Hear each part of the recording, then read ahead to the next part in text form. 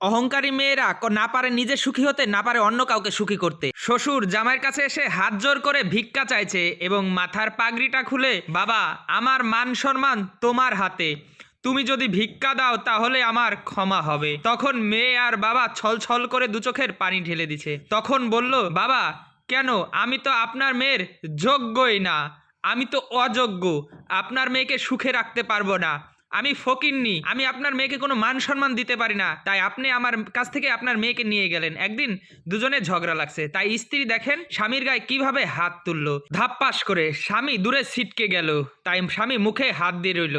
আর শ্বশুর তাকিয়ে তাকিয়ে দেখছে, সাথে সাথে মেয়েকেও একটা দিয়ে দিল। বলল, আমার মেয়ের গায়ে তুমি হাত দিলে কোন সাহসে?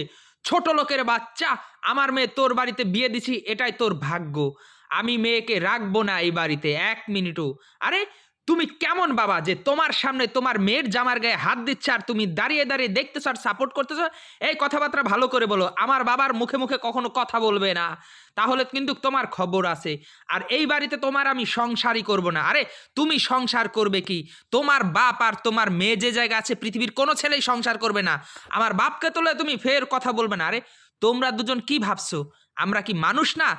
মেয়ে তার জামার গায়ে হাত তুলবে আর শ্বশুর তাকিয়ে তাকিয়ে দেখবে, আর সে মেয়েকে আমি মাথায় করে নাচবো? এটা তুমি কল্পনা করে দেখছো?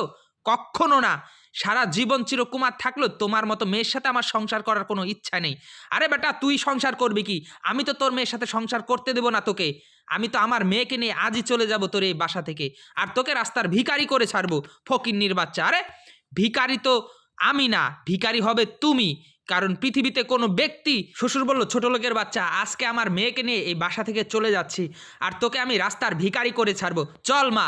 এই বলে সে মেয়েকে নিয়ে চলে গেল। এবং কিছুদিন পর দেখেন সেই অহংকারী পিতা রাস্তার ফকির হয়ে নিজের মেয়েকে এখন ভিক্ষা দিতে আসছে।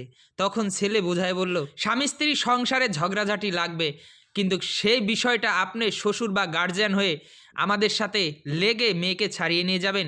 তখন বলতেছে, তুমি আমাদের ক্ষমা করে দাও, আমার ভুল হয়ে গেছে, আমি আর জীবনে তোমার গায়ে হাত তুলবো না। বলল, ক্ষমা করার কিচ্ছু নাই। সত্যি অহংকারে মানুষ একদিন পতন এভাবেই হবে। ভিডিওটা এতটুকু ভালো লাগলে শেয়ার করে দিবেন।